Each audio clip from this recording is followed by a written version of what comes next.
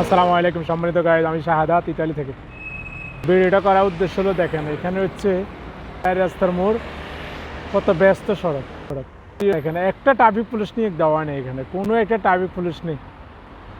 দেখেন সিগন্যাল দিয়ে দিছে, টিনের মধ্যে রং দিয়া সিগন্যাল দিয়ে দিছে, শেষ, এইটাই যথেষ্ট। দেখেন কোন গাড়ি কোন দিকে যাবে, কোন গাড়ি কোন দিকে আসবে, এই ঘুরে ঘুরে যাইতেছে। দেখেন এক গাড়ি গেলে আরেক গাড়ি দাঁড়া থাকে, এক লাইনে গাড়ি গেলে আরেক লাইনে গাড়ি দাঁড়া থাকে, কোনো সিগন্যাল নেই, লাইটিং কোনো সিগন্যাল নেই।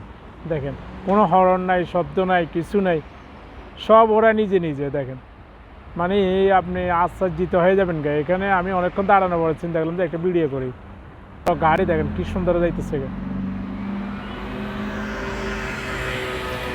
মানে আপনি দেখতে আশ্চর্য লাগে। যেখানে আমাদের দেশে ট্রাফিক পুলিশে মেনটেন করতে পারে না, হিমশিম খায়, একদিকে গাড়ি দাঁড় করালে অন্যদিকে গাড়ি হর্ন দিতে থাকে। মানে শব্দ দূষণ কাকে যে বলে, মানে আমাদের দেশে আমরা দেখলাম আর কি।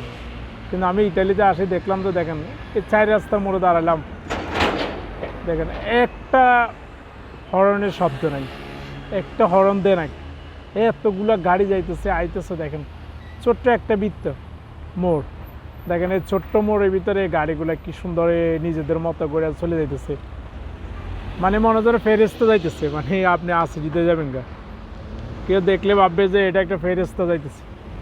দেখছেন শৃঙ্খলা কাকে বলে, মানে ভদ্রতামি কাকে বলে, ওদেরকে দেখলে আসলে শিখা যায়। দেখছেন এত শহরের ভিতরে একটা ব্যস্ত সড়ক, এখানে একটা ট্রাফিক পুলিশ নিয়োগ দেয় নাই। আমি অনেকক্ষণ লক্ষ্য করলাম যে কোনো ট্রাফিক পুলিশ আছে কিনা, দেখলাম যে না। পরে চিন্তা করলাম যে ভিডিওটা একটু করে আপনাদেরকে একটু দেখাই। দেখেন আমাদের দেশে যারা গাড়ি চালান তাদের উদ্দেশ্যে বলতে চাই, ভাই রাস্তা গাড়ি চালাবেন একটু নিয়ম শৃঙ্খলা ভদ্রভাবে চালাই। আর বিশেষ করে হর্ন দিবেন না। হর্ন যে কত মানবের জন্য কত ক্ষতি, মানব দেহের জন্য, মানে এটা গবেষণা করলে বোঝা যায় আর কি, শরীরের জন্য কত ক্ষতি একটা হর্নে, এটা শিশুদের জন্য। দেখেন একটা ডিস্ট্রিক্ট রাস্তা কি সুন্দর। দেখেন আপনারা সাথে থাকেন। আমি ইতালিতে আপনি যখন রাস্তা পারাবার হবেন, কোনো সিগন্যাল নাই, তা আপনি কীভাবে পার হবেন? এই যে রাস্তার মাঝখানে সাদা দাগ দিয়ে দিচ্ছি, আপনি এখান দিয়ে রাস্তা পার হবেন, তখন অটোমেটিক গাড়িগুলো দাঁড়িয়ে যাবে। যখন আপনি রাস্তা পারাবার হতে থাকবেন তখন গাড়িগুলো দাঁড়িয়ে যাবে।